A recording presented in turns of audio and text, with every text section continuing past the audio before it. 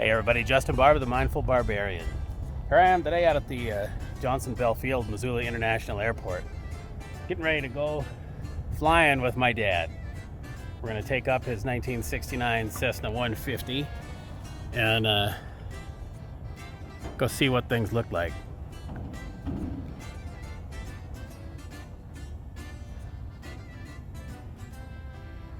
So yeah, you can see this thing it's an old tiny airplane.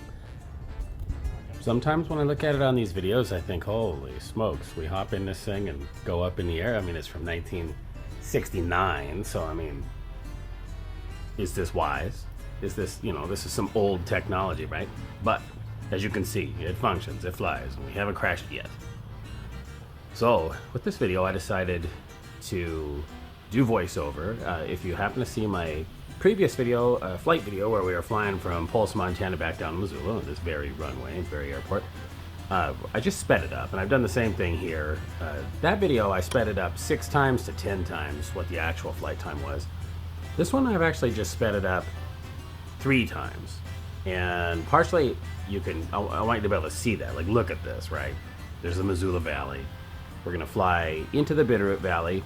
And actually, it's kind of like a Sunday drive that we didn't do on a Sunday. And I'm obviously doing this voiceover after the fact. Well, maybe not so obvious. Inside the airplane, on a little plane like this, is really loud. So we're wearing headphones, and the microphone does pick up speaking, but it's not good. It would be awful. I have toned down the background noise and kept that in here so you get the feel of it and all that. But for the purposes of this, I'm going to talk to you while I'm watching this. We recorded this on October 28th, 2020.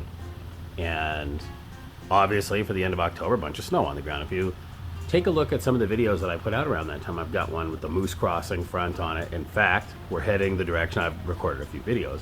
I did that one right around the same time. And we had a bunch of kind of unseasonable, but also seasonable snow at the end of October. In fact, we have more snow on the ground than we do right now. So here right now, it's right before Christmas, end of December 2020, and there's a tiny bit of snow outside. Snow in the mountains. I guess we're gonna get snow today. I just got a warning on my phone. There's an avalanche warning all through this area today, so we're probably not gonna go out in any wild areas today. But anyway, right now with this flight, we are flying over the Bitterroot Valley. So that's leaving Missoula and heading down toward low floor in Stevensville. We turn around and come back. Now, while I was doing this, I thought, I'm going to make this a 5-minute video. I'm going to make it, not that long. Well, if you look at the runtime, it's about 20 minutes. And the reason is, as we were flying over this mountain range, I kept thinking, oh, maybe I'll speed it up here. Maybe I'll jump cut, maybe. And I just kept not being able to bring myself to do that. And I thought there's some certain value for anybody, really, if they wanted to kind of watch this and just kind of see what things look like from the sky. But it's like watching these 4K videos of somebody driving along someplace cool, like Germany, or I've seen some where they're doing like this, like luge training, and we watch a bunch of that in 4K on the TV, and it just looks amazing. And so, on one hand, I can't tear myself away from it, and so I start looking at this. And we're starting to fly, over the edge of the Selway Wilderness, and it's the Bitterroot Selway Wilderness. In fact, if you look right now, under the wing, which doesn't the wing's reflection look really cool, and the underside of this wing is polished aluminum, so super shiny and like chrome, but it is not. But off that direction, we filmed a few videos. The Fish Creek is that way, and also so is Fish Creek, and then where we did the Moose one, and up toward Lolo Pass. But right through here,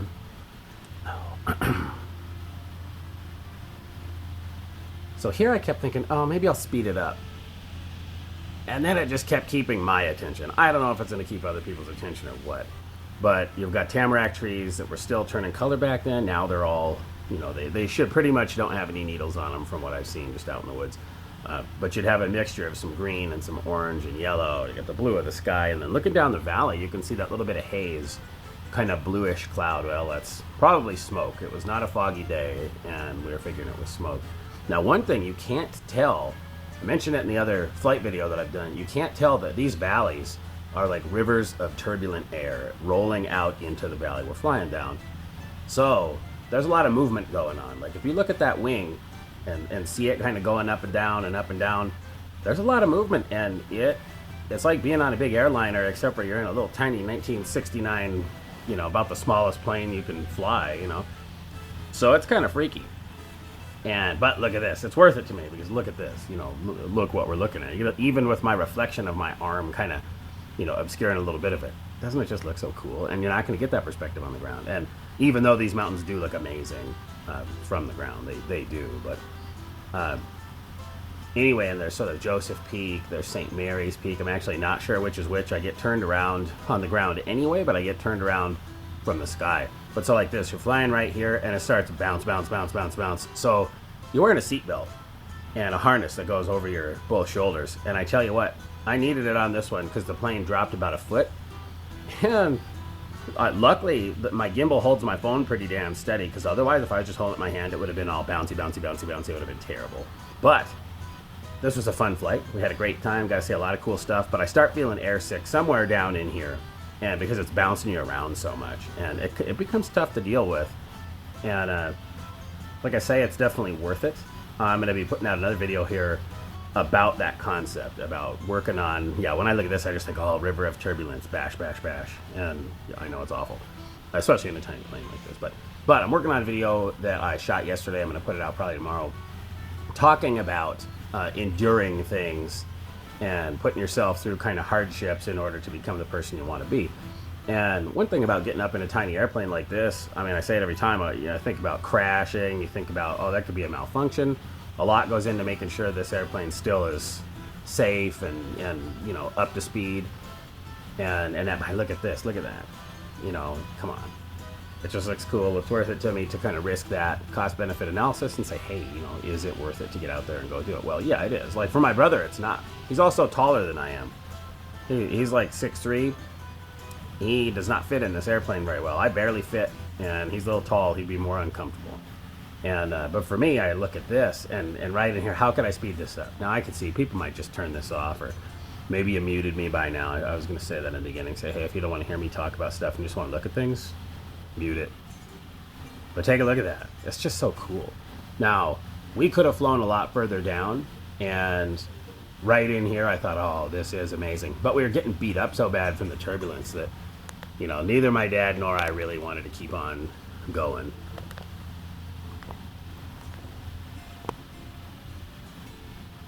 Fucked me up because the screen turned black. So with the turbulence, it makes it so that you're kind of thinking, yeah, I'm going to be done pretty quick here. But we decided to turn back. You never know what the weather's going to do. And this airplane actually is one of the slowest planes. Here we go. See, turning back. It's one of the slowest planes around. It flies at about 100 miles an hour. It can go faster than that, but it starts working too hard. And so you just kind of cruise along. I mean, like I say, this was a Sunday drive we did on a weekday. But look at that. That's looking down the Bitterroot Valley. We're going to circle back toward Missoula. But the view in here, I kept thinking, oh, maybe I'll speed this up. But look at that. You know, just perspective. It's hard not to talk about perspective, too, as far as this goes, because, you know, it's going to look great. I'm sure it was beautiful from the ground. There's the Bitterroot River, and you get up here and you just see things differently. It gives you something to think about. It does me, and that's what these videos, I try to make them thought-provoking. That's my goal, and whether it works that way for you guys or not, that's what it does for me. And I say it all the time, but it gives me a lot of opportunity to sit around, well, maybe not sitting around, but sit around thinking about these topics, thinking about these ideas. And so in this case, one of the funny perspectives I've got on this, or at least I think it's funny, is that the mountains that we're flying back over now are pretty ugly, I think. Like the other side, you know, yes. Like you look it to the west, it's great. It's pretty, they're jagged. Now, flying this way, on the ground going this way, it's just these bald mountains. They're kind of hills. They're coming up. You can see it here. And I thought, well, maybe I'll speed it up in here. But still, look how cool it looks. I mean, the contrast of the snow to the trees. You've got all these waterways winding around down there, Bitterroot River, and then a bunch of little streams that run into it.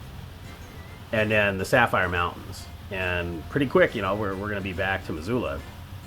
But we're going to see a few cool things, in fact. So keep on watching. I've got a thing in these videos so far lately for all of a sudden having some animal pop up behind me in the shot or having something kind of unexpected. Now, I haven't been able to get good footage of them, but I got a beaver, or I think it's a beaver, whatever it was. I've gotten deer, I've gotten all kinds of stuff, a woodpecker in my wallpaper video. I've had ducks, I had a flock of geese yesterday flying by. Well, in this one, I'm going along, I'm looking at this thinking, I don't know how I'm going to edit this, I don't know how I'm going to cut it up, speed it up, all that. In this one, pretty quick here, we're going to run into a herd of elk on a hilltop, and I just happen to see them.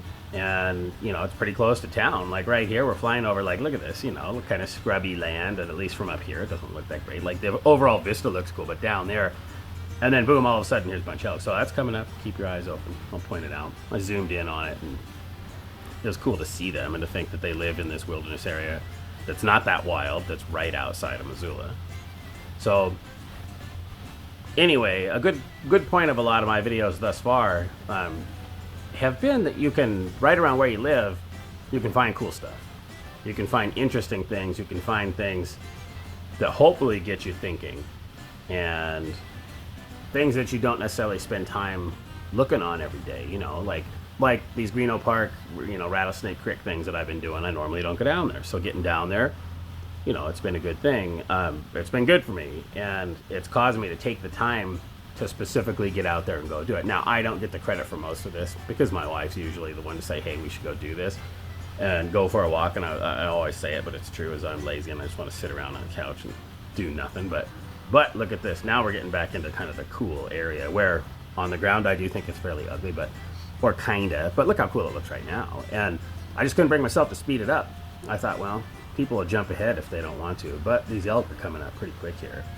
And the thing about this is getting a different perspective on things, kind of seeing that, hey, you know, no matter where you live, you're going to find interesting things. And whether people that are living here or have lived here or have never heard of it, watch these videos. Hopefully you get a little something out of it. You kind of take a look at that and say, man, you know, I wouldn't necessarily want to be down there hiking around on this mountainside, but flying over it sure looks cool. And, you know, it kind of, I don't know, I can see dwarves living in those hills or something, you know, the mines of Moria back in the distance maybe.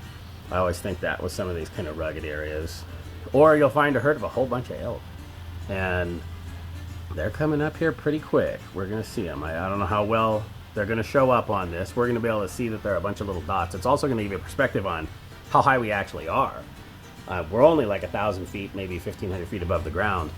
And, you know, it looks to me like when I watch this, I think, we're pretty close. You know, it looks pretty close. But actually, when we come up on these elk, which are right here, bottom left side of the screen, pretty quick, I realize they're there. So then I have zipped down in on them. But you realize here, the elk, you know, the size of a horse, they're huge. We're close to it. And there's just a little tiny smattering of dots, you know, and that's it. So, here we go. And it's interesting to me that they're so close to Missoula. Now, I've seen elk on the edge of town because there's a migratory corridor there. And, yeah, right, there we go. But on this side, no, I haven't. And not like this. There you go. And it's kind of just a cool find, you know. It's not like, I don't know, it's not like you see them. I don't see them every day. And two, would you think, man, what the hell would you want to live up on this damn ridge up there for? But it gets them away from people, and you know, they've obviously got enough to eat, and they can go wherever they want. And here we are coming right up. I mean, it's not too much here. Boom, we're right back in Missoula. This is Missoula Valley on the left side, you know, going to open up.